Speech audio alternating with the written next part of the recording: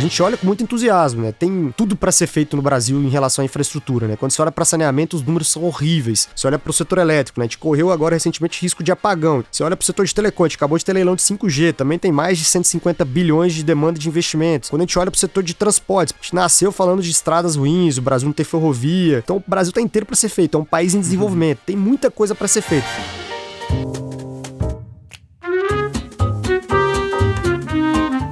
Bom dia, boa tarde ou boa noite, meu nome é Samuel Ponsoni, eu sou gestor dos fundos da família Selection aqui na XP e esse é mais um episódio do Outliers.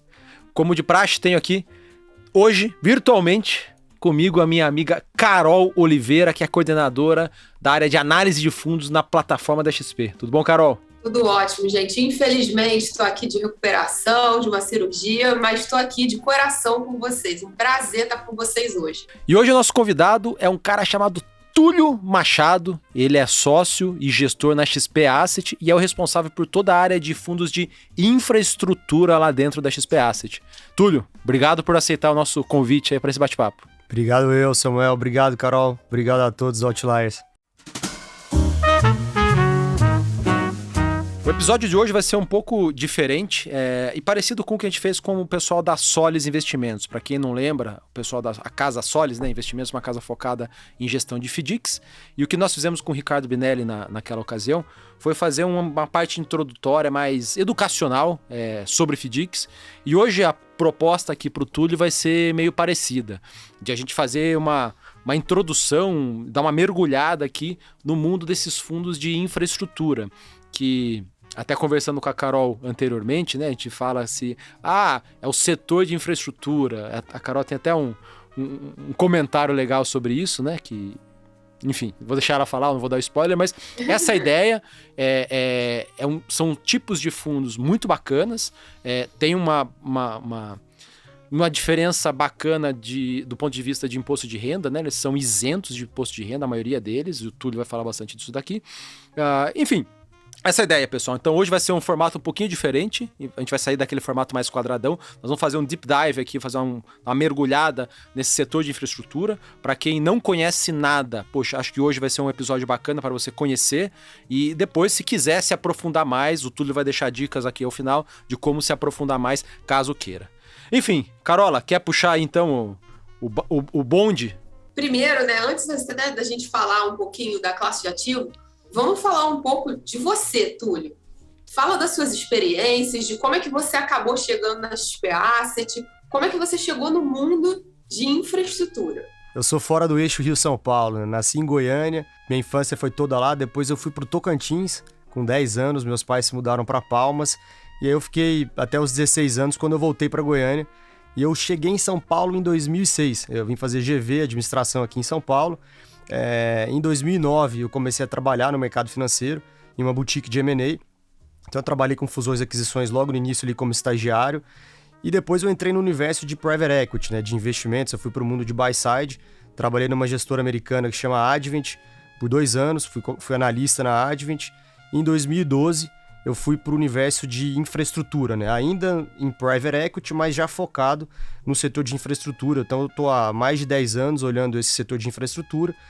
Comecei lá no BTG Pactual, no fundo de private equity deles, e em 2018, então há 4 anos e meio mais ou menos, que eu vim aqui para a XP Asset para cuidar dessa classe de ativos, né, que a gente é obviamente entusiasta, vamos falar com bastante motivação, a gente gosta muito desse setor e de lá para cá eu venho investindo tanto no Brasil quanto fora do Brasil, né, principalmente as experiências que eu tive na casa antiga, a gente acabou olhando alguns ativos na América Latina, também na Europa. E a gente gosta muito, né, da classe de ativos. A gente vai falar um pouquinho hoje aqui sobre as oportunidades, mas acho que breve introdução é essa. Túlio, aqui em casa, né, como se eu já não cansasse de trabalhar home office, levar trabalho para casa, eu vou casar com uma pessoa do mercado. E ele cobriu durante muitos anos utility, seja em private equity como public equity. E aí um dia eu falei para ele, cara, me dá uma aula do setor de infraestrutura. Primeira coisa, tomei uma represália aqui em casa de que, cara, infraestrutura não é um setor. Infraestrutura é um tema que engloba diversos setores. Eu queria perguntar, você concorda com essa afirmação? E se sim, cara, você pode explicar o que são esses subsetores, né, esses grandes temas que estão aqui no Brasil? Eu super concordo, tá, Carol, com o seu marido. E você trouxe já alguns termos que eu vou utilizar aqui, né? Eu acho que infraestrutura, né, é um tema e os subsetores, né? Existem alguns subsetores, né? As utilidades, as utilities, como você colocou, é um desses subsetores, que aí a gente está falando basicamente sobre o setor elétrico e o setor de saneamento, né? O que a gente considera de setor de utilidades. Mas a gente também olha, por exemplo, para o setor de transporte, né? O setor de transporte é um setor enorme, que tem desde rodovias, aeroportos, a parte portuária, a parte de mobilidade, a parte de ferrovias. A gente também pode falar de infraestrutura de telecom, por exemplo, né? Que também tem desde cabo de fibra ótica, torre de telefonia, data center, e tem também subsetores de infraestrutura que a gente coloca como infraestrutura social, por exemplo, né? Então tem várias PPPs, né, que são as parcerias público-privadas, em PPP de iluminação, PPP educacional, PPP de hospitais, presídios. Então é um tema, né, um setor muito grande que engloba aí vários subsetores. Eu acho que cada um deles tem suas especificidades e também tem as suas similaridades, né? Por que colocar tudo isso dentro de infraestrutura? Mas são subsetores, concordo com você. Desses setores todos aí, você tem uma opinião bem forte sobre... Uma opinião e preferência mais por um do que por outro, né? Quais que você considera os menos arriscados aí de todos esses subsetores que você mencionou? O setor elétrico é um setor bastante conhecido, né? Quando a gente vai falar de infraestrutura, a gente tem que falar um pouco sobre marco regulatório, né? Sobre ambiente estável, né? Para você investir. Porque todos esses setores, na sua grande maioria, são regulados. O setor elétrico, então, ele já tem um histórico muito grande, né? Ele é regulatório, então é um setor estável. E dentro do setor elétrico, o que eu acho que é unanimidade, o menos arriscado é o setor de transmissão. É um setor onde você tem uma previsibilidade, quase que 100% da receita é dada.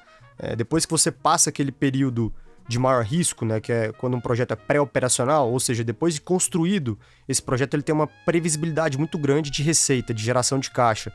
Então eu diria que dentro do subsetor do setor elétrico e dentro do subsetor elétrico, transmissão seria o menos arriscado. O que você acha mais arriscado nesse segmento todo de infraestrutura, né? O que você acha que é o yield da operação de infraestrutura como um todo? Por exemplo, os setores de transporte, e aí vocês vão entender bem agora o porquê de colocar essas comparações entre maior e menor risco, né?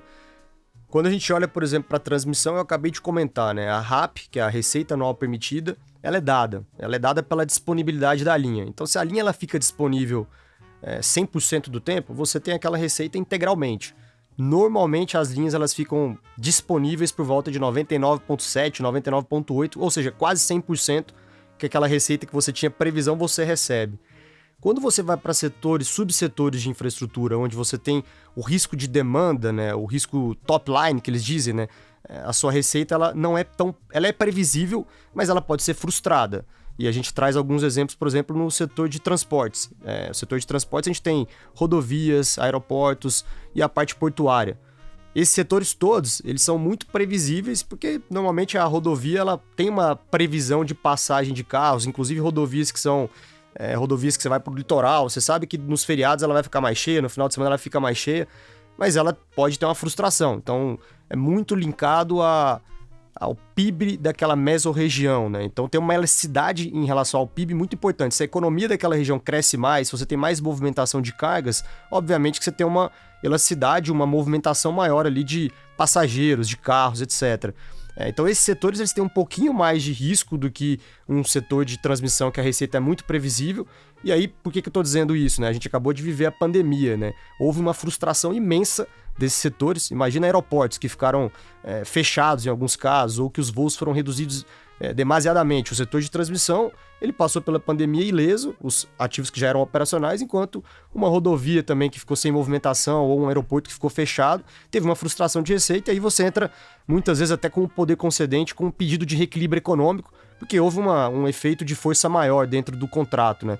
Mas eu diria que ativos de infraestrutura que têm risco de demanda são os ativos mais arriscados. Ativos de infraestrutura que têm a receita contratada, obviamente, são os menos arriscados. Ali dentro da XP Asset, você faz gestão de dois grandes tipos de fundos, né? Um é o tal do FIP-IE e o outro é o FI Infra, né? O FIP é o Fundo de Investimento em Participações, IE é investimento em Infraestrutura.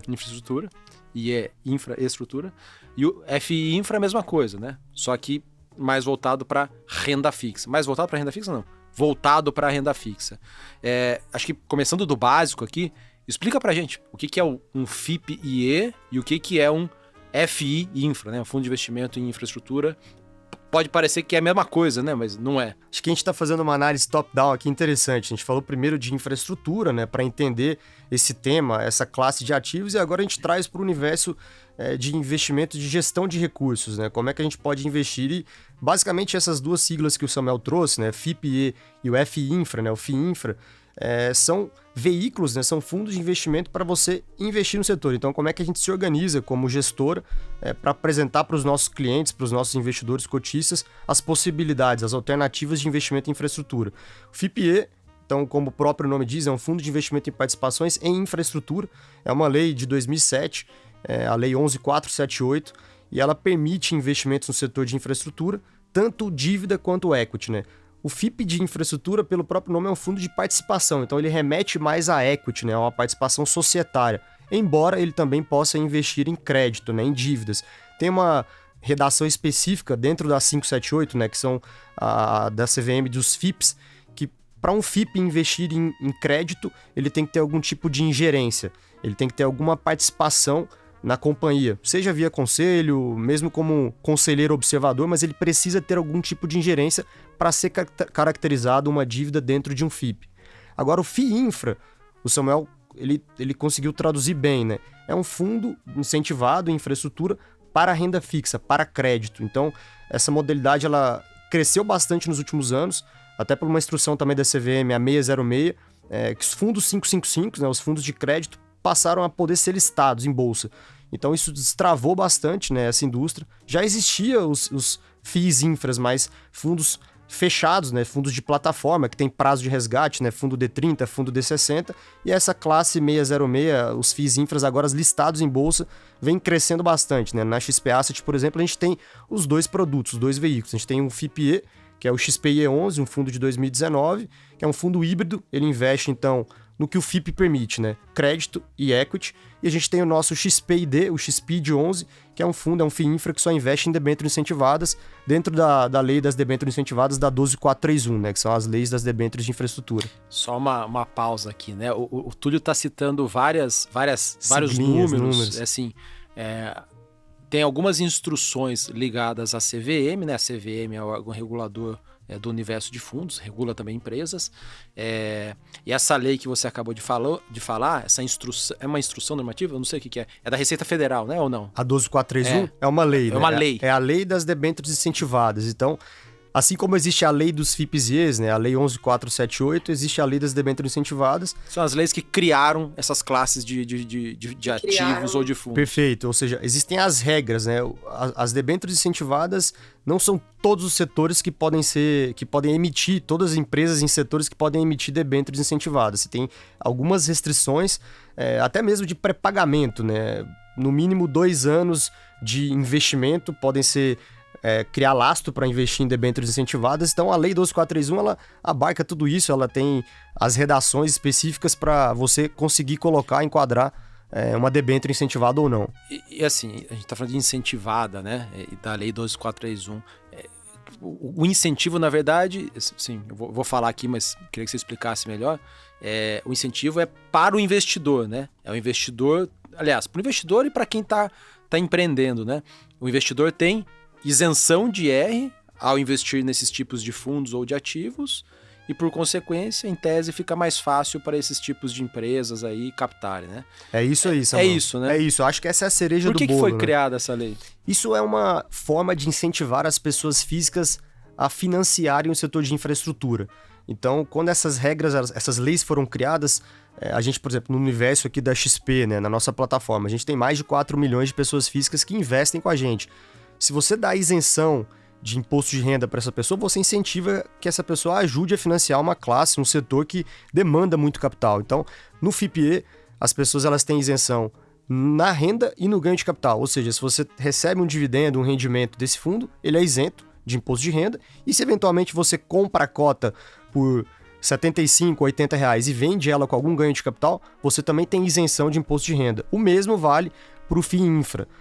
Você traz as pessoas físicas para financiarem o setor e tem todos esses benefícios, né, de isenção de imposto de renda, que até existe esse incentivo para outras classes, né, para outros veículos, LCI, fundos imobiliários, LCA, exato. Fundo imobiliário. Os fundos imobiliários não tem no ganho de capital, mas tem na renda, né? Os fundos de infraestrutura têm o benefício que, além do rendimento ser isento, o ganho de capital potencialmente que você tem também é isento. E era isso até que eu ia perguntar, né? Se a gente poderia fazer algum paralelo com o fundo imobiliário, que é um grande queridinho das pessoas físicas aqui no Brasil, né? Acho que todo mundo coloca no mesmo saco o fundo imobiliário, no saco de alocação, né? O fundo imobiliário com os fundos de infraestrutura listados, mas o que você acha que dá para... O que é uma analogia, né? Já vimos aqui que o tipo de alocação é completamente diferente, mas em termos de tributação, o que seria diferente, Túlio? É uma analogia boa, saudável de ser feita, até porque a indústria de fundos imobiliários ela já é bem mais madura. Em algum momento, os fundos de infraestrutura eles vão atingir essa maturidade, é uma classe mais nova, mas o tamanho, né, do setor, aí, do tema de infraestrutura é tão grande ou até maior do que a parte imobiliária, né? A gente vai olhar só para o setor elétrico, por exemplo, é enorme. Então, é saudável fazer essa comparação. Acho que tem algumas diferenças e algumas semelhanças, né? Acho que o fundo imobiliário, ele também, na sua grande maioria, é voltado para renda, né? Você tem fundo de tijolos, tem fundo de papel, né? Que são mais focados nos CRIs. Aqui é uma analogia, inclusive, benéfica de ser feita, né? Por exemplo, o FII Infra, que a gente acabou de comentar, ele é um fundo de papel de infraestrutura. Qual que é o papel de infraestrutura? São as debêntures de infraestrutura. Então, o FII Infra está para os fundos de papéis de CRIs imobiliários. É uma boa analogia. E os FIPs e ES estão para os FIIs de tijolo, né? Fundos de shopping, fundos de galpão, voltados para a renda. Então, acho que essa analogia é benéfica. Eu comentei já que o benefício, né, o incentivo aqui para o fundo de infraestrutura, ele também tem no ganho de capital e o fundo imobiliário não tem.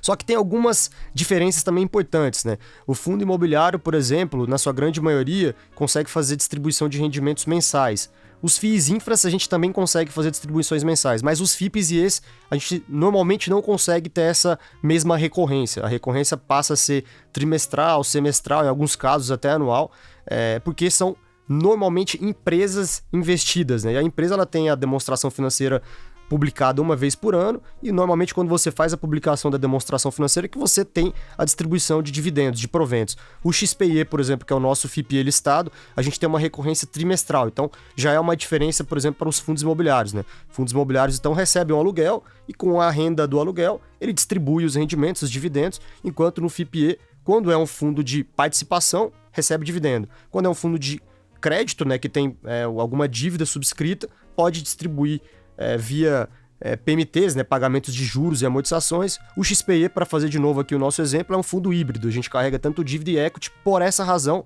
a gente consegue fazer distribuições trimestrais. Então acho que é interessante sempre trazer o tema dos fundos imobiliários, porque é uma indústria que já é madura, pode ajudar no entendimento do investidor, mas ao mesmo tempo tem que fazer essas diferenciações para não confundir a cabeça do investidor. Os fundos de debêntures incentivadas, os normais, né? Os normais entre aspas, os 555, pessoal, 555 são os fundos tradicionais, os fundos que vocês estão acostumados aí. Qual que é a diferença entre esses fundos de debêntures incentivadas tradicionais, com prazo de resgate em D mais 30, D mais 45, D mais 60, versus o fundo que você tem ali na área, por exemplo, o XPID, né? O XPID 11, listado. Qual que é a diferença? Eu vou adicionar ainda um pouquinho mais, né? Para um investidor, uma pessoa física que queira ter exposição a crédito de infraestrutura, ela basicamente tem 3 opções. Ou ela compra uma debênture direta, ela Perfeito. Pode entrar numa oferta primária de qualquer empresa de infraestrutura que queira fazer uma emissão.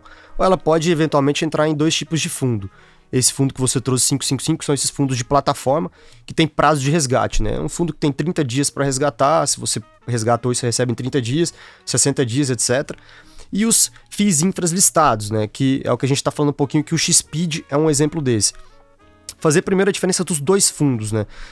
Os fundos de plataforma, eles necessariamente, por ter o gestor tem uma pressão de resgate, né? Se você resgata essa cota, o que ele tem que fazer para te devolver o dinheiro? Ele tem que vender o ativo, porque ele está investido. Então, normalmente, esses gestores só entram em ofertas públicas grandes, em papéis que tenham liquidez. Porque se ele tem ali a gestão do ativo e passivo, do ALM, se ele toma um resgate, obviamente que ele tem que entregar o dinheiro em 30 a 60 dias, e por isso ele tem que vender um papel que seja mais líquido no mercado, que seja mais conhecido. Normalmente são ofertas públicas que vêm de bancos, né? De casas de DCM, né? A parte de... Através dos bancos. Através dos bancos, perfeito. O que é a beleza do negócio dos FIIs infras listados, né? É mais aí um nome bonito, como se fosse um fundo de private debt, né? Um fundo de crédito privado que você não necessariamente precisa entrar nessas ofertas que tenham liquidez no secundário. Então, a gente, por exemplo, lá na XP Asset, através do XPID, a gente gosta muito de originar as operações. Então, a gente vai até as companhias, a gente origina as operações, tira o intermediário, que são esses bancos. Ou seja, não tem FIIs nessa operação. Tem um FII de distribuição, um FII de estruturação. Os custos são menores. Então é benefício para o nosso cotista e para a empresa que emite. A taxa do ativo é maior. Exato, a taxa do ativo é maior, exatamente. Então a gente consegue trazer para o nosso investidor, para o nosso cotista, uma gestão profissional. Ao invés de ele comprar essa debênture direto no mercado, ele compra através de uma cota que vai ter, numa cota, exposição a 5, 10, 15 ativos, a quantidade de ativos que tiver na carteira. E a gente não tem a pressão do resgate. O que a gente fez? Esses fundos eles não têm resgate, são fundos que são fechados. Só que a gente lista as cotas do fundo, exatamente como são os fundos imobiliários extremamente conhecidos aqui. Então quem quiser vende no secundário. A cota, se precisar da liquidez, compra e vende no secundário. Quando não entra na oferta pública, pode depois comprar no secundário ou vender no secundário. E isso tira a pressão do gestor. Então, se você não toma um resgate, você não precisa vender o papel. Acho que a grande vantagem é essa, você pode originar o papel, você estrutura o papel com taxas melhores. Obviamente que a gente pode fazer uma gestão ativa, né? Algum dia, se a gente quiser vender o papel da carteira, a gente vai ter que trabalhar um educacional da venda, porque é um papel menos conhecido, e aí trabalhar com as assets para comprar um papel, trabalhar com a tesouraria de bancos, ou até mesmo para o varejo. Se a gente quiser colocar esse papel em alguma plataforma, a gente vai ter que fazer um educacional desse papel e vender com compressão de taxa, gerando ganho de capital. Então esse tipo de gestão ativa também é possível. Acho que a grande diferença talvez aí das debêntures a mercado, dos fundos de plataforma e dos FIIs infras, algumas diferenças, a principal eu diria que é essa. Dá para dizer que na média esses fundos listados de infra têm um potencial de retorno maior, tem uma carteira mais arrojada ou não? Concordo com você, Samuel, até para ter um atrativo, né? A grande parte da nossa tese é justamente essa, né? Quando a gente tem essa originação ativa, a gente vai negociar bilateralmente os deals, a gente consegue extrair melhores termos para o nosso cotista. E para a empresa também. A conta sempre tem que ser intermediária. A emissão de uma oferta pública feita por um banco, por uma casa de DCM, ela sai mais cara no all-in, que a gente fala para empresa, para emissora. No nosso caso, tem que ser um intermediário. Ela tem que... Por que ela sai um all-in mais caro? Porque tem essa quantidade todas de FIIs que ficam no meio do caminho para o intermediário. Taxas. Exato. Mas o papel, o cupom, pro debenturista investidor final é mais magro. Então a gente tem que estar no meio do caminho, que não seja o mais caro para a empresa e nem o mais barato para o cotista. Tem que estar no meio do caminho, que aí o nosso cotista sai beneficiado e a empresa tem um incentivo para fazer dessa forma com a gente. Por isso a gente consegue entregar esse alfa, essa taxa maior para o nosso cotista. Dando um exemplo bobo aqui, fictício. Empresa, sei lá, Coca-Cola Energia Elétrica. Vai emitir, que precisa captar dinheiro para financiar lá uma expansão das obras deles.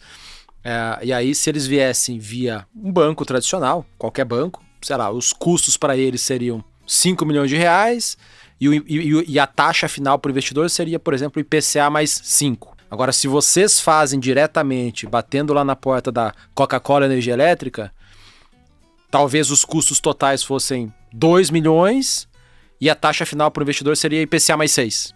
A empresa paga menos e o investidor final consegue ter uma taxa maior. É isso aí, Samuel. Vou até trazer para um universo de realidade. Os 5 milhões foi um bom chute.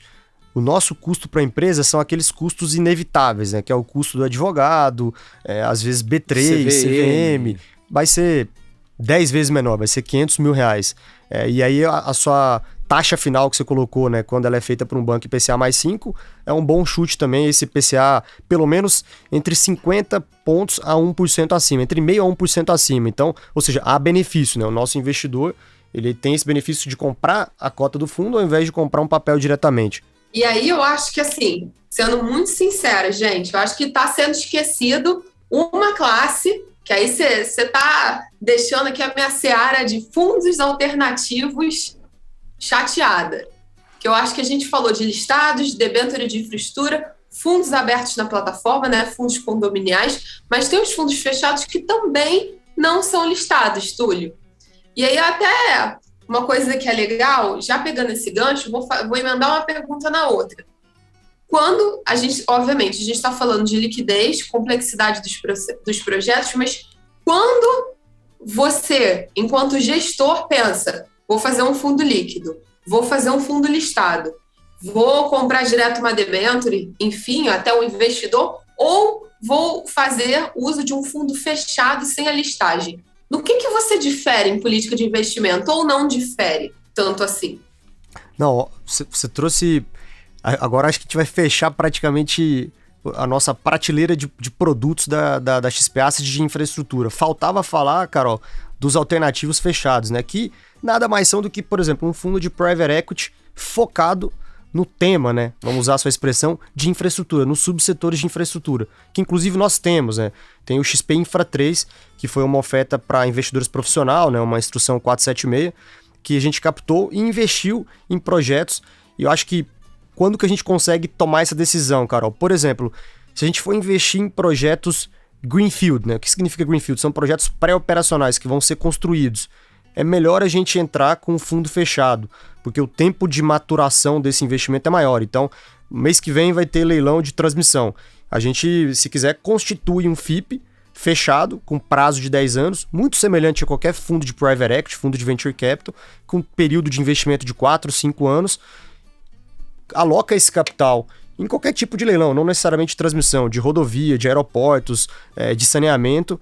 Depois que esse projeto ele foi construído, né, também tem um nome, um anglicismo bonito, né, um de-risk, ele teve uma queda de risco depois de ter sido licenciado, ter sido construído, ter sido financiado, é um bom momento, quem sabe, para você executar a venda, né? Então você conclui o ciclo de investimento de um fundo alternativo de private equity focado em infraestrutura. Assim como também a gente falou um pouquinho sobre o setor imobiliário, né, existem fundos fechados para imobiliário também, né? Os fundos de real estate que desenvolvem um galpão, desenvolvem um condomínio residencial e depois queira vender esse ativo. Então, a gente tem essa classe de ativos em infraestrutura, FIPs de infraestrutura, fechados com foco em ganho de capital. Acho que essa é a grande diferença. Talvez os FIPs IEs focados em listagem são os FIPs voltados à renda. Os FIIs infras listados são também aqueles fundos voltados à renda, obviamente que são investidos em crédito, em renda fixa. E você tem os FIPs e esses também que podem fazer investimentos ilíquidos, né, que tem maior longo prazo e tem um ganho de capital maior do que você fazer um fundo focado em renda. Então é um fundo focado em ganho de capital. Basicamente você compra e vende o ativo em algum momento. Acho que você estava falando aí, né, explicando, pegando o fundo, os ativos que você coloca dentro de uma estrutura de private equity, né, de 10 anos, versus aquelas que você vai colocar num fundo listado, que vai ter ali uma renda recorrente. Acho que o exemplo que todo mundo vai se ligar aqui é uma casa. Então, puxa, suponha que você queira construir uma casa do zero, ou um prédio que seja, né? Esse prédio, no estágio inicial dele, fazer o loteamento, conseguir todas as autorizações, as permissões, levantar, tem risco ali de execução, de você demorar mais, demorar menos, o custo estourar ou não. E, assim, tem alguma imprevisibilidade de quando e quanto vai custar. Para uma empresa, né, um projeto de infra, mesma coisa, né? Você não pode contar com uma renda recorrente ali, porque está sendo construída ainda. Isso. Correto? É isso aí. Por outro lado, isso é uma coisa ruim, né? Que você não tem a previsibilidade de renda. Por outro lado, se você investiu, sei lá, 100, pode ser que depois de 5, 7, 8 anos você consiga vender por 500, 700, 800. Uhum. Então, esse é o tal do ganho de capital, correto? Sim, sim. Então, esse tipo de projeto, seja um projeto de saneamento básico, uma rodovia, um porto, aeroporto, enfim, qualquer coisa de infra, cabe dentro da sua estrutura ali nos fundos de private equity fechados. Sim, sim. Tá. E aí depois esse mesmo projeto, esse prédio, né, ficou pronto, tá tudo redondinho, e aí está elegível a ser alugado e, portanto, a ter renda recorrente, aí ele pode ir para um outro tipo de carteira que é, por exemplo, um fundo listado que vai ter lá renda ou trimestral ou semestral e por aí vai. Perfeito. Dá para fazer essa, Não, excelente exemplo analogia? Que você fez agora da casa, do prédio, Samuel. A gente pode fazer para a linha de transmissão. Então, pô, a gente participou do leilão, é um fundo de desenvolvimento, é um fundo de ganho de capital, é um fundo de private equity focado em infraestrutura, que tem mais risco. Obviamente, a gente tem uma expectativa de retorno maior. Você montar do zero uma linha de transmissão. Exato. Então, você vai correr o risco de licenciamento ambiental, você vai ter que contratar todos os prestadores de serviços, fornecedores de equipamento, você vai construir aquele projeto, você vai financiar aquele projeto. Depois de pronto, ele ficou mais simples. O risco que tinha maior na mesa, saiu da mesa, que era todo esse desenvolvimento, essa construção. Depois de pronto, né? Execução, risco de execução. É o risco de execução. Depois de pronto, foi aquela brincadeira que a gente comentou aqui sobre a linha de transmissão pronta, operacional. Disponibilidade altíssima, é um reloginho, é um negócio que você tem uma previsibilidade, uma resiliência de geração de caixa. Então, é a hora de você, por exemplo, colocar esse um FIPE listado para renda, porque chegou o momento que esse ativo está maduro, começou a distribuir dividendos, começou a gerar caixa. Enquanto ele estava sendo construído, ele não estava gerando caixa, você estava aportando capital no projeto. Então, são dois momentos diferentes. No ganho de capital, você coloca no desenvolvimento, no greenfield. Na hora que o projeto está pronto, brownfield, ele já é operacional, já gera caixa, você coloca ele em um FIPE listado para gerar renda. Então, os FIPs você pode dividir dessas duas formas, tá? Assim como você pode fazer até a mesma brincadeira para um projeto de dívida, né? Um FIINFRA que tenha foco ali em projetos operacionais que já estão pagando os rendimentos, tá? Amortizando as dívidas. Você pode entrar, por exemplo, também num fundo de crédito mais high yield, que corre mais risco. Não dá para fazer talvez o mesmo exemplo de construção, mas a gente tem, por exemplo, um produto desse também na XP Asset, né? Que é o XPCE, que é um fundo que tem mais foco em ganho de capital de crédito, vamos dizer assim. É o XP Crédito Estruturado. É o XP Crédito Estruturado, que tem um book, né? Que tem um livro lá de infraestrutura, o FDIC de infraestrutura, que é um fundo hoje de mais ou menos 750 milhões de reais. Então, a gente também é um pouco oportunístico nesse fundo. Pode fazer debêntures de projetos operacionais, mas a gente também pode fazer debêntures mezanino, alavancagem de equity, dívidas com kicker, que são retornos que a gente busca maiores, porque a gente corre mais risco. Então, é sempre um tema de risco e retorno, né? Onde a gente procura mais o retorno ali de investir 100 e vender por 300, é onde a gente procura o ganho de capital. Onde você entra no projeto para você ganhar IPCA mais 8, 8,5, já é um retorno menor, mas obviamente com um risco que você está correndo menor, porque você não tem um risco de execução que a Carol comentou. Túlio, você comentou aqui com a gente no começo, né, da 12431, e, gente, é um setor que eu acho incrível, porque ele é super regulado.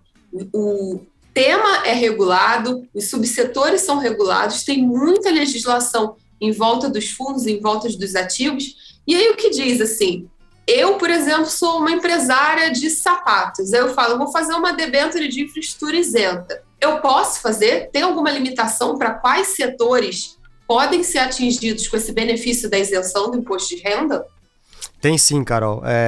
Por isso, né, da lei 12431 que a gente comentou aqui, né? Ou seja, quais são os setores elegíveis a emitir uma debênture de infraestrutura. Então, por exemplo, a companhia de sapatos, você não poderia emitir essa debênture, né? Mas os setores tradicionais que a gente comentou, todos eles são elegíveis. Então, o setor elétrico, né, geração, transmissão, distribuição, saneamento também é elegível, transporte e logística, todos aqueles subsetores dentro de transporte e logística são elegíveis, telecom também é elegível, e recentemente entraram outros setores também, né? Então, PPP de iluminação é elegível, a parte de óleo e gás também é elegível, até açúcar e álcool também é elegível já.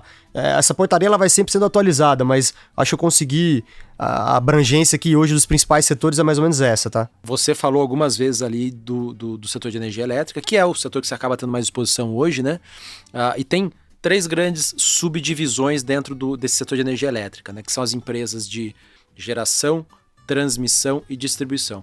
Explica pra gente de maneira sucinta, básica, talvez o nome seja meio óbvio, mas sim, o que cada uma faz e quais são os riscos que estão ali subjacentes a cada uma dessas operações diferentes aí, e depois se você quiser já adiantar, qual que é a sua preferência, né, nessas 3, ou se você não tem preferência, você gosta Perfeito. de todas.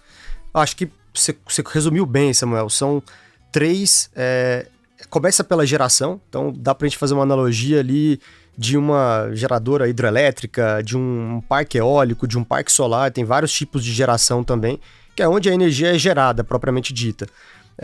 E depois você transporta essa energia através das linhas de alta tensão, que são as linhas de transmissão. Que não necessariamente é a mesma empresa, ou nunca é a mesma empresa. Algumas geradoras, elas precisam fazer algum trecho de transmissão para se conectar a uma subestação. Ela tem um ponto de entrega. Então, os projetos de geração podem ter transmissão, mas é uma transmissão privada, para transportar a própria energia. Quando ela chega em uma transmissora, uma concessionária de transmissão, é uma empresa diferente. Alguns players grandes listados têm as duas coisas, mas não necessariamente a geradora dela com aquela linha que ela se conecta. São CNPJs diferentes. São CNPJs diferentes, exatamente. Então, a remuneração da transmissora se dá pela RAP, pela Receita Anual Permitida. A geradora também tem um... O que é a RAP, cara? Explica pra gente. A Receita Anual Permitida nada mais é do que ela é definida no leilão. Então, quando uma empresa... O estado de São Paulo abriu um leilão, poxa, a região lá de onde eu moro, Piedade. Morava, desde 2004 em São Paulo. Estão precisando fazer uma linha de transmissão aqui na região de Piedade. Tá precisando de mais energia elétrica, mais cabeamento, nem sei como que fala. É isso, quem define é a Agência Nacional de Energia Elétrica, a ANEEL, com o Ministério de Minas e Energia e com o Operador Nacional do Sistema. Então essas três entidades olham, poxa, onde tem uma deficiência, onde tem um parque novo que vai ser construído que não tem como se conectar ao grid, ao Sistema Integrado Nacional, ao SIM. E aí eles definem um leilão. Por exemplo, em junho de 2022, dia 30 de junho, haverá um leilão. São vários lotes. E aí cada um desses lotes tem uma definição, né? Vai ser 25 quilômetros com linha de 500 kV ou uma subestação, não tem subestação, circuito duplo, etc.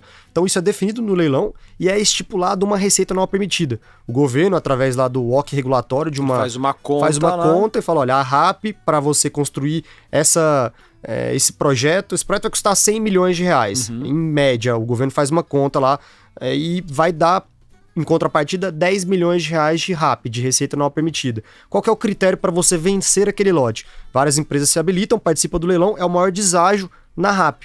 Então você começa... Quanto menos você topar ganhar... Exatamente. Quanto menos você topar ganhar, você vai descontando. Dá um desconto de 10% na RAP. Você vai ganhar só 9 milhões para construir aquele mesmo trecho. Dá um desconto de 50%. Você vai ganhar 5 milhões para construir um negócio de 100 milhões de reais.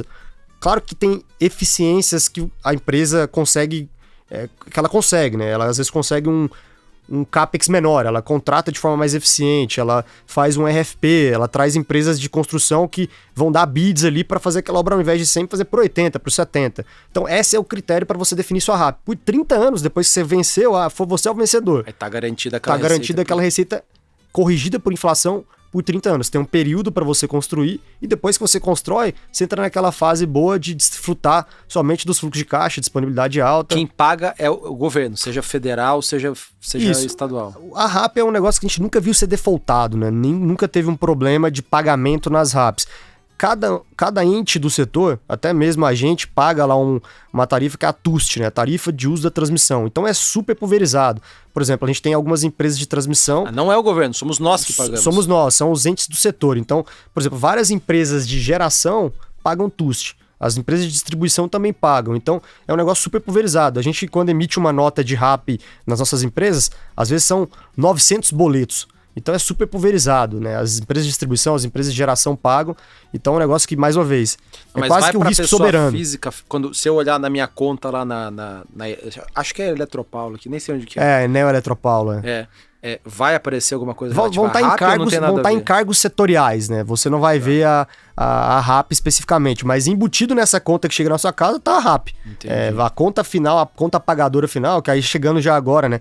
A geração tem os PPAs, que é o Power Purchase Agreement, é o contrato de venda de energia. A transmissão tem a RAP. E a distribuição, quem que paga a conta? É a conta de luz que chega na nossa casa. E aí, por fim, tem a distribuição. Isso, tem a distribuição. Então, começa ali com a geração, que vende energia por um determinado preço. Você tem risco de volume. Então, a geradora também, por exemplo, às vezes pode não ventar como o projeto eólico espera que vende. Às vezes a radiação é o menos arriscado de todos. Por exemplo, ano passado a gente teve crise hídrica, né? As hidrelétricas tiveram menos geração porque não tinha chuva, não tinha vazão nas turbinas, gerou-se menos energia. Então tinha um risco embutido ali na geração de volume. O preço é dado, só que o volume não é dado. A RAP a gente já comentou, que é a disponibilidade, e a distribuição, que também foi uma frustração grande, né? Recentemente pelo Covid. Como teve várias indústrias, a atividade econômica foi menor, se consumiu menos energia, a distribuidora na ponta, ela não tem a garantia da receita.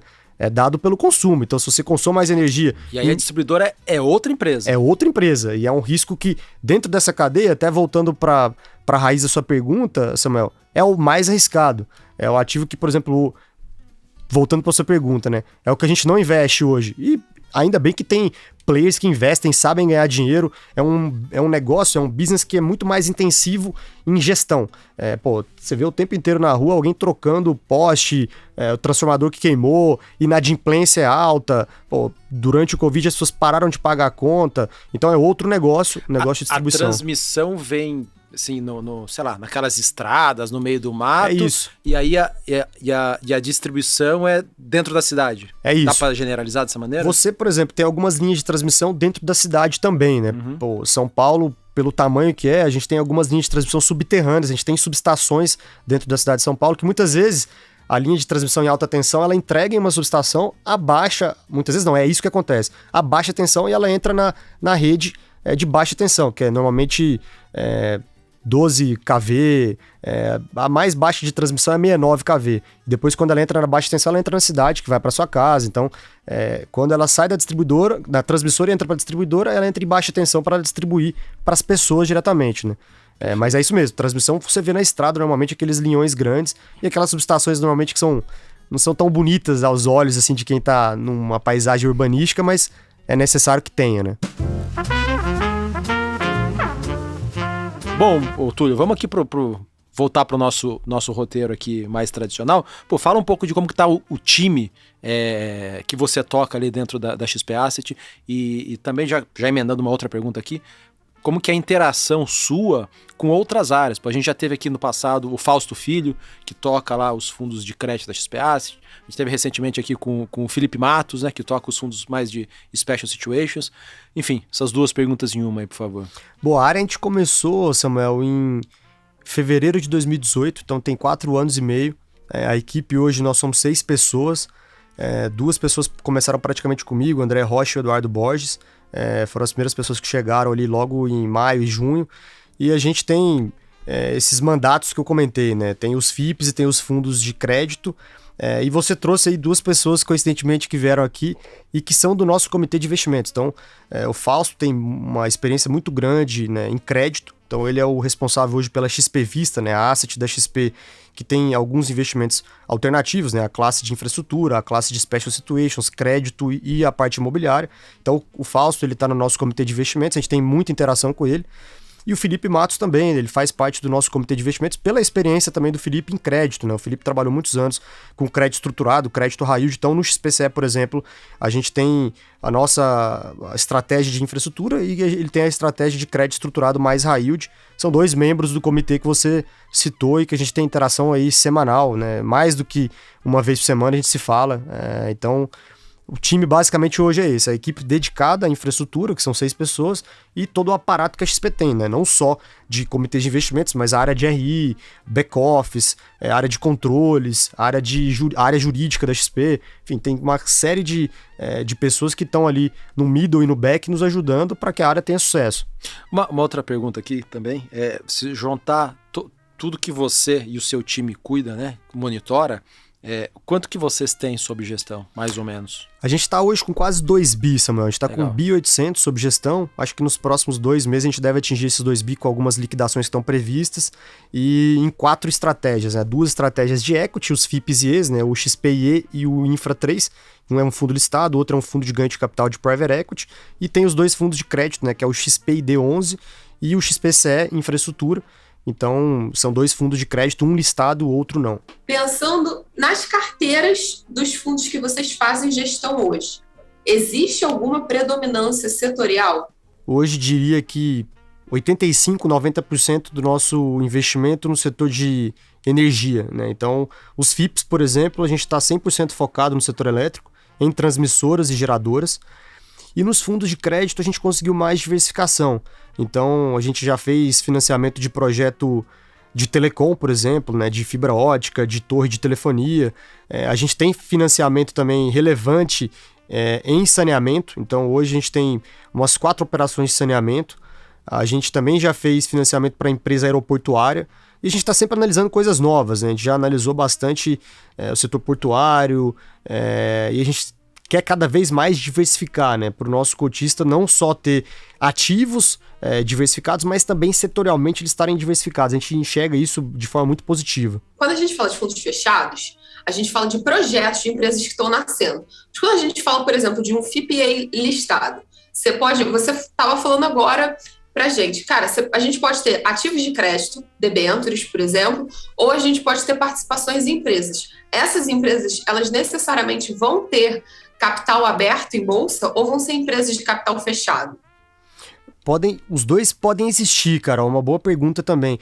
A gente investe, na grande maioria, em empresas de middle market, né? Empresas ali, cheques de 100, 150 milhões, empresas médias de infraestrutura.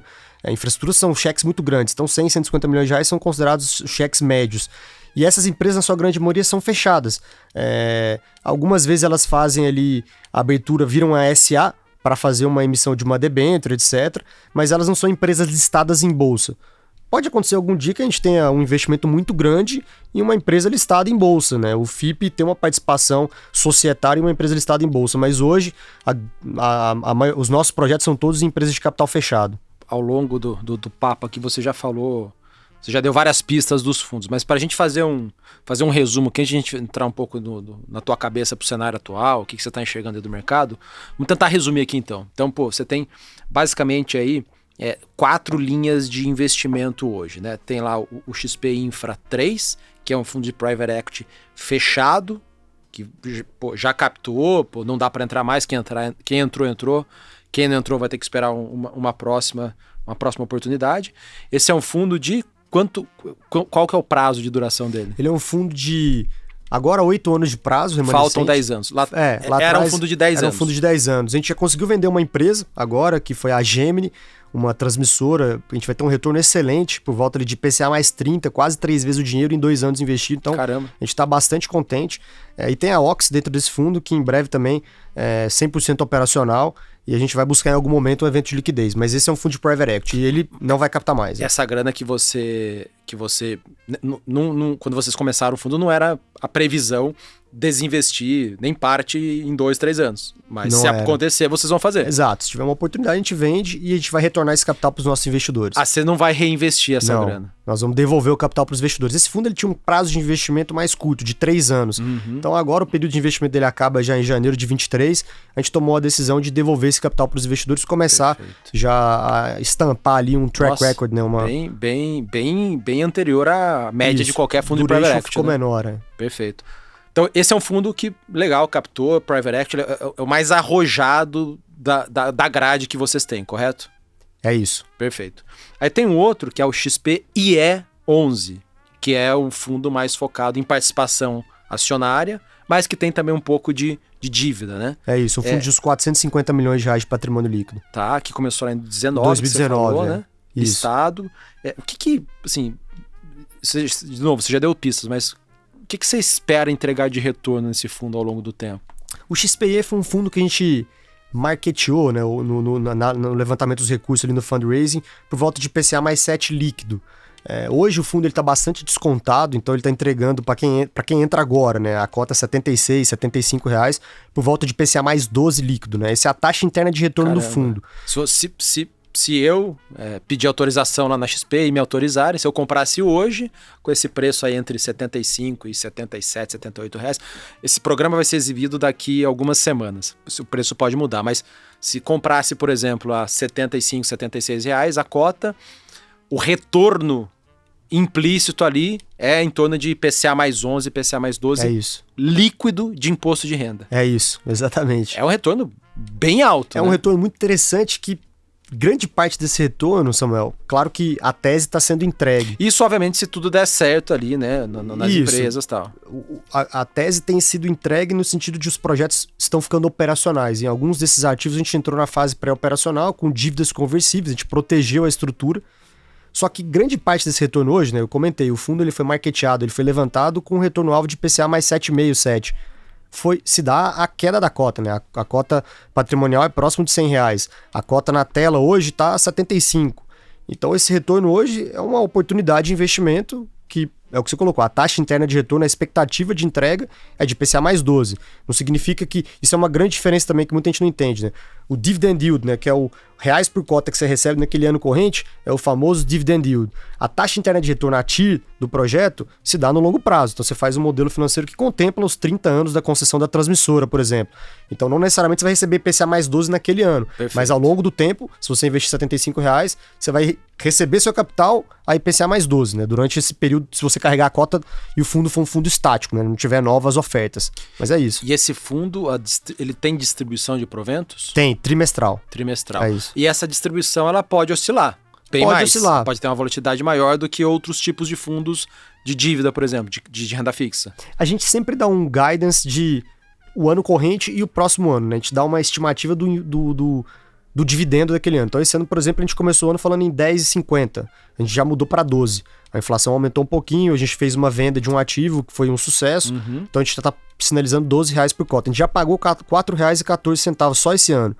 E o ano que vem a gente está sinalizando, por exemplo, 10,50. Então, Isso tudo informação pública. Tudo informação pública. Está lá no nosso site, está no relatório mensal. A gente faz calls trimestrais, a gente acabou de fazer o call trimestral, também está disponível lá o webinar no site.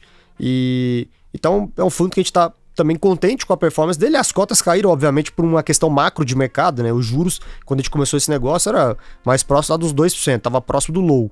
E agora o juro está indo para 13%, né? O Selic, o DI do ano. Assim Então, como os fundos imobiliários sofrem, essa classe acaba sofrendo também. é o custo de oportunidade da economia, né? Então o risco está maior, a inflação está mais alta, todo mundo fica um pouco mais arredio, bolsa caindo. É claro que o nosso fundo é listado, ele também sofre com isso.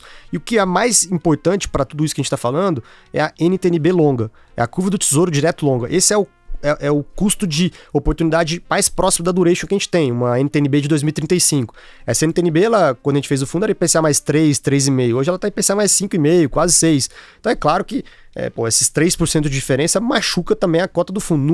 Em um duration longo, 3% de taxa ao ano faz bastante diferença. E aí o XPID 11, né, o XPID, ele é o de todos esses três aqui que nós estamos falando, ele é um pouco mais conservador dos três. Ele o só menos focado arriscado. em renda fixa. É isso. Explica um pouco aí o objetivo de retorno, O que tem lá XPID dentro. é um fundo que a gente mira justamente esse indexador que eu acabei de comentar, né? Entregar algum prêmio líquido acima da NTNB de duration equivalente, né? Então, você pega a curva da NTNB de 2030, 2035, tá lá o IPCA mais 5,5. O que esse fundo tem que entregar? Por volta de 1% acima dessa taxa. Então, é um fundo que a gente busca entregar líquido, ou seja, IPCA mais 6,5. Lembrando que quando você fala líquido, é líquido de IR, líquido de taxa, líquido de tudo. Líquido de tudo, no bolso do investidor já, depois de pagar as taxas de administração, gestão, e não tem o imposto de renda para pessoa física, claro. Então é um fundo que só investe em debêntures seniores, né? São debêntures que têm garantias de projeto, alienação fiduciária das ações da empresa, de equipamentos, quando possível, a cessão fiduciária dos recebíveis. Então é um pacote que a gente fala de projeto, de project finance. Então são dívidas que estão sênior ali a qualquer recebimento, a qualquer coisa, obviamente depois dos custos e despesas da empresa. A primeira a receber depois de custos, despesas, impostos é a dívida da empresa. E é um fundo, então, que ele é menos arriscado. É um fundo que foca em debêntures incentivadas 12431.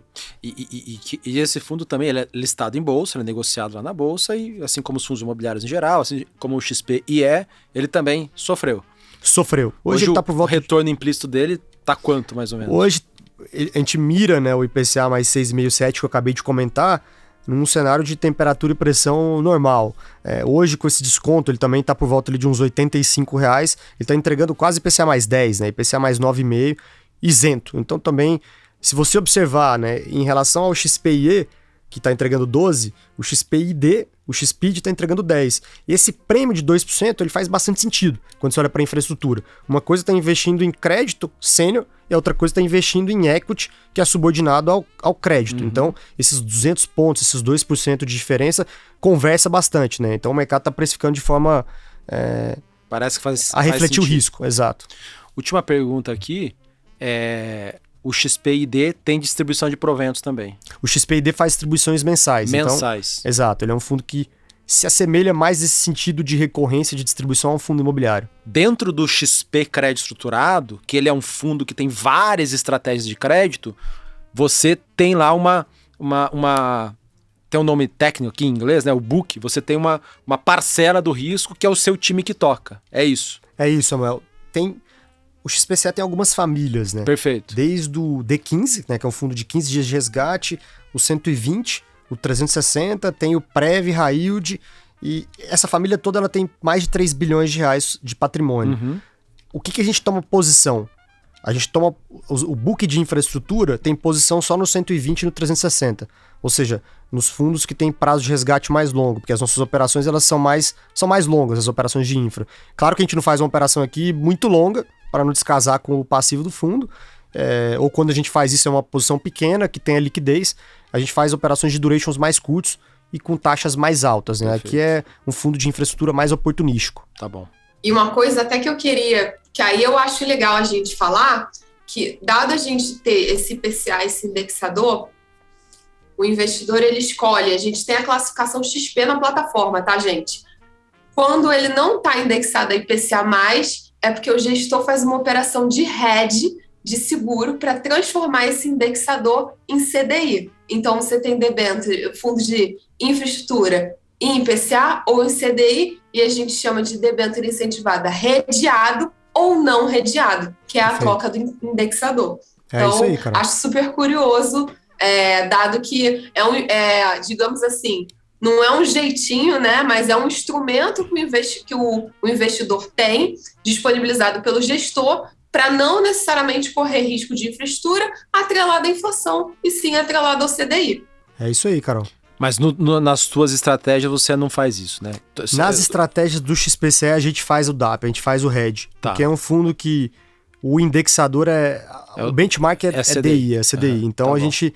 Algumas operações são IPCA+, mas a gente faz esse hedge que a Carol comentou. Perfeito. Mas a estrutura de infra dentro do XP CRA estruturado, nós investidores a gente não consegue acessar, né? Você consegue comprar o XP CRA estruturado como Isso, um todo. que tem acesso à parte imobiliária, a parte de crédito high yield e a parte de infraestrutura, exatamente. Perfeito. Bom, Túlio, sim, você acabou até de falar, né? Tanto o XPIE, que é listado lá, e o XPID estão negociando ali abaixo da cota patrimonial, né? Estão com desconto e sofreram bastante com essa derrocada do mercado que a gente viu nos últimos 6, 7 meses aí. Alta dos juros, queda da bolsa, alta do dólar. Se bem que no ano específico de 2022 o dólar cai, né? Contra o real. Mas, assim, o humor piorou e os fundos sofreram.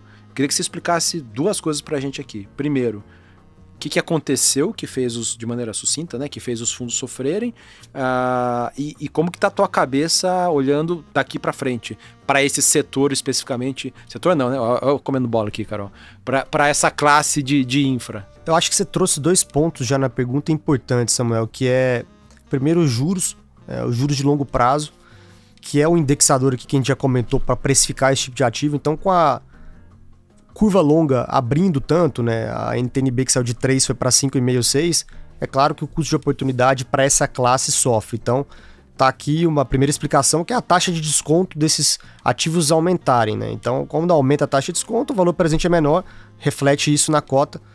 E o segundo, eu acho que a classe ainda é muito nova. Então, os nossos fundos, eles normalmente têm pouca liquidez. Mesmo você utilizando ali de todos os artifícios, né, vou colocar um formador de mercado, às vezes não aguenta, né? Se chega um cara com uma posição grande querendo vender, o fundo XPE, por exemplo, negocia 500 mil reais por dia. Se chega uma posição de 1 milhão, 2 milhões de reais naquele dia querendo vender e zerar no mesmo dia, não aconselho ninguém fazer isso, né? Não é o ideal, a cota sofre. O formador de mercado, geralmente são bancos que ficam ali, se alguém quer vender ou comprar, né, ele fica responsável por prover liquidez. É isso, exatamente. Se alguém quer comprar, ele vai oferecer ali venda, e se alguém quer vender, ele vai oferecer a outra ponta. A gente sempre fala isso para os investidores, né, que o formador de mercado, muitas vezes, a expectativa que foi gerada é que vai subir o preço da cota. Não, ele não faz o preço da cota subir.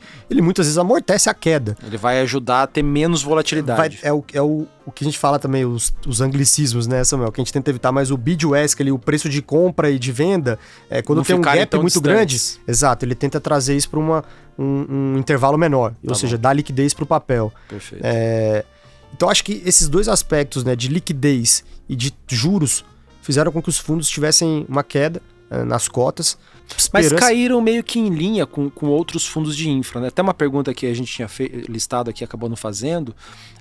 Quantos fundos de infra tem aí listados na Bolsa, mais ou menos? Olha, fundos de infra listados, FIPs e ES, devem ter uma pegando dúzia. Os FIPs e o FI infra, né? Os de renda fixa. Acho que os dois juntos são aí mais ou menos uns 25 fundos.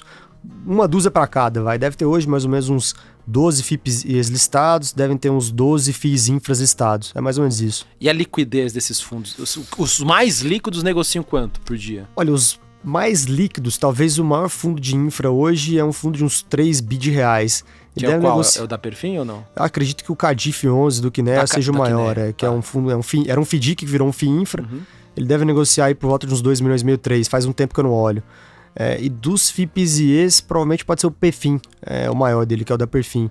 Eu acredito que a liquidez deve ser um pouco acima de 1 milhão, 1 milhão e meio. Também faz um tempo que eu não olho, mas enfim. Tá, mas são valores menores, né? São valores menores, né? São fundos que 1 milhão ainda é uma liquidez pequena, né? Uma liquidez diária pequena. Se comparar com a indústria, mais uma vez, os fundos imobiliários, a gente está falando de uma dúzia de fundos que, somados, os FIPs ES devem ser uns 5, 6 bi de reais, né? Todos os FIPs ES juntos.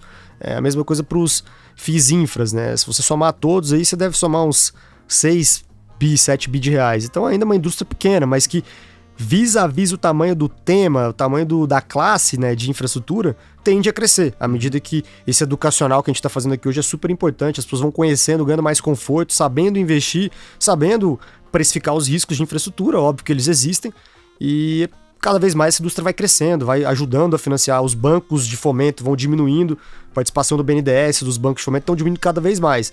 Então, cada vez é importante a presença de mercado de capitais, de fundos que possam prover liquidez para as empresas, financiar a empresa. Então, a gente acredita muito nessa classe. A gente acredita que essa classe vai crescer bastante. Pegando o teu gancho aí, e aí, cenário para investir? Assim, para ações, a gente falou com vários gestores de ações aqui, assim, os fundos em geral estão sofrendo. Até hoje a gente teve um comitê, antes de vir para cá, né, a gente estava dando uma olhada nos acompanhamentos dos gestores. Tem fundos de ações que em 12 meses estão caindo mais de 30%. Fundos de, assim, gestoras, nomes muito bons, né? AAA, 25%, 28%, 30% de queda em 12 meses. E os gestores, os grandes, estão reabrindo, os que estavam fechados, reabrindo para captar, porque estão vendo muitas oportunidades na Bolsa. Como que está esse cenário, fazendo esse paralelo para a infra, né? Para a tua classe de ativos aí? Como que você está olhando essa coisa toda, esse cenário negativo, esse mau humor dos investidores, todo mundo migrando para renda fixa, agora ninguém mais quer investir em ativos arriscados. Como que está isso para você como investidor, como alocador aí? Eu vou dar um exemplo que aconteceu em 2016, né? Eu trabalhava numa outra casa e foi justamente naquele momento ali de impeachment, não tinha ninguém querendo entrar em leilão. O leilão de transmissão de abril e de outubro de 2016 foram os melhores leilões que a gente já viu, porque os deságios naquelas RAPs que a gente comentou foram baixíssimos, foram 0 ou foram 5%. E você travou os retornos no duration longo, né? São 30 anos de concessão, a taxas muito altas. Então você tinha retorno, por exemplo, desalavancado de infraestrutura, IPCA mais 12, a IPCA mais 13. Quando esses projetos tiveram aquele de-risk, né, que ficaram prontos, que foram financiados, muito melhor. o Brasil melhorou também, o Brasil, né? Chegou àquele cenário ali de virar Suíça, e aí esses fundos venderam esses ativos, foram retornos que deram 30%, 40% ao ano em infraestrutura.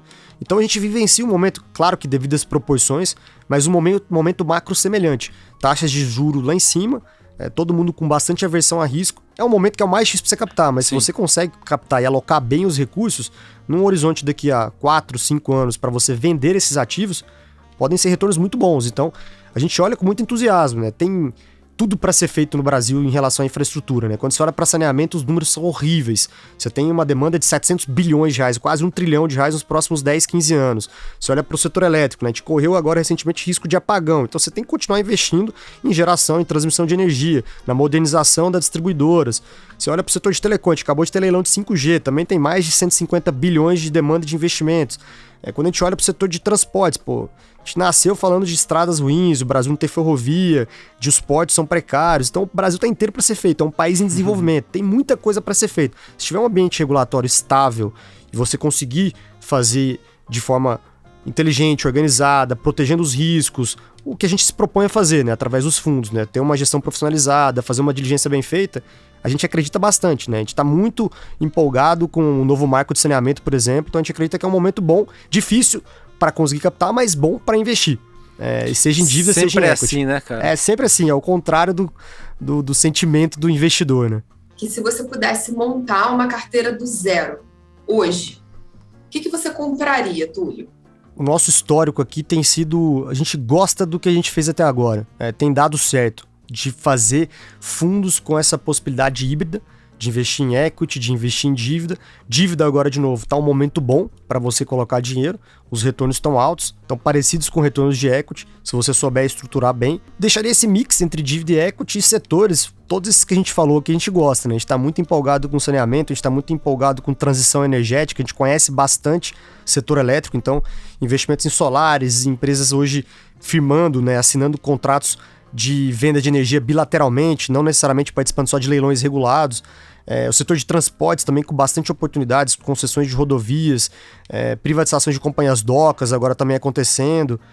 Então, assim, acho que a carteira de infraestrutura diversificada e poder manter esse mix de dívida e equity a gente acha muito interessante. Eu acho que essa seria uma carteira aí que a gente montaria agora se a gente tivesse opção e diria que dá para mirar aí por volta de uns 20% ao ano de retorno. Dá para buscar esse tipo de retorno hoje em infraestrutura. Ou bruto de taxas? Bruto, 20% nominal, exato. Bruto. Mas, sei lá, líquido de taxas daria o quê ao ano?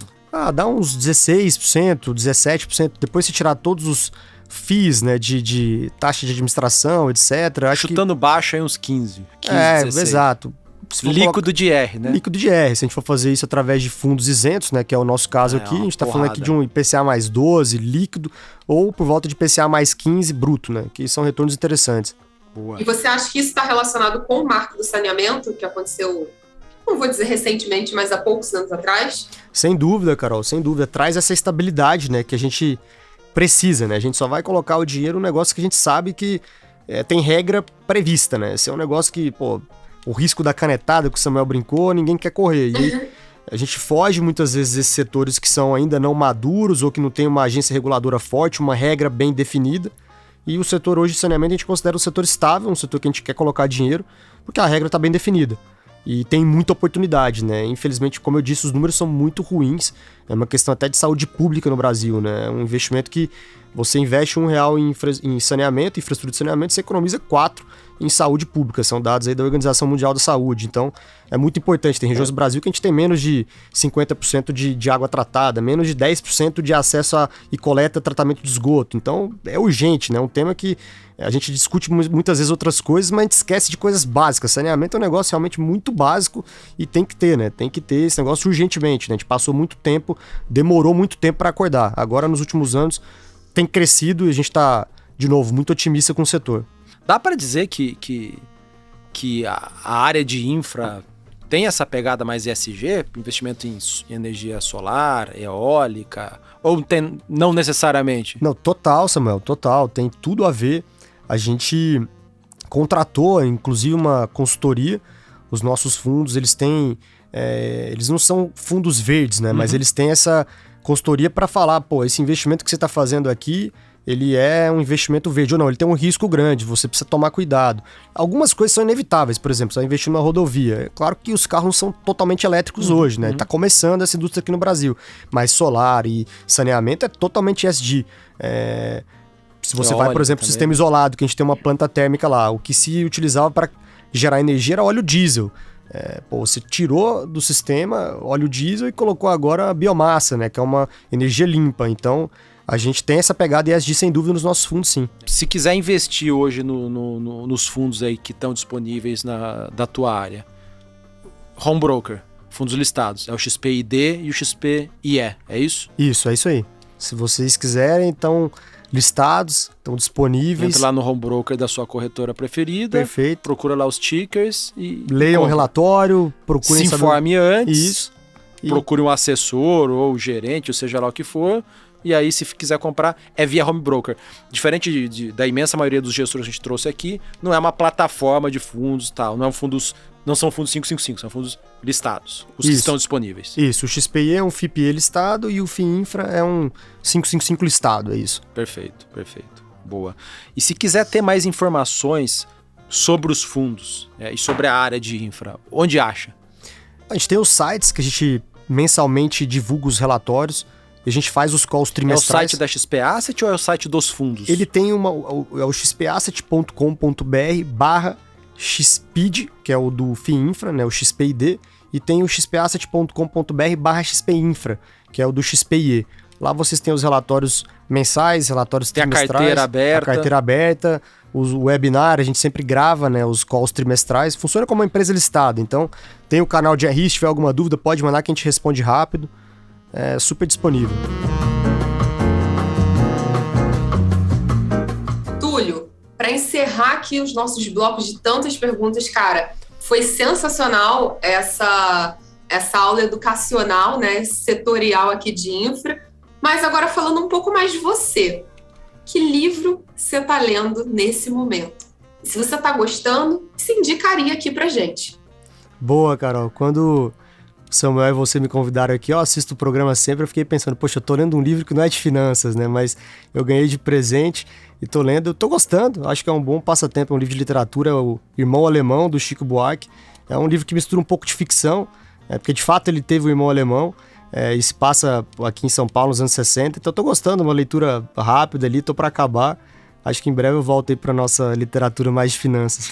Boa, diferente. Bem legal. Fala uma grande lição de investimentos aí que te marcou, que te passaram e que você gosta de passar pro seu time ali, eventualmente. Acho que duas aqui, Samuel. Acho que a gente sempre, como gestores, a gente tem que ter aquele componente de agressividade para querer fazer os deals, mas também ser conservador. Acho que infraestrutura é uma lição. Muitas vezes você coloca ali no Excel e aceita tudo, né, o Excel, mas o projeto às vezes pode atrasar um pouquinho, o projeto pode custar um pouquinho mais, então tem essas gordurinhas. Acho que isso é uma lição que a gente leva, e a gente tem essa filosofia na Asset de ser conservador na medida certa, né? Também não colocar gordura demais, senão você não faz o deal. E também escolher bem os sócios. Acho que isso é um tema... Tem aquela máxima, né? Não existe negócio bom com sócio ruim. Então a gente tem que saber escolher bem o sócio. A gente gosta de sócio, até porque a gente acredita que eles agregam muito pra gente, a gente também traz valor pro sócio. E essa comunhão aí de skills, né? De habilidades complementares é muito importante, mas saber escolher o sócio certo é importante.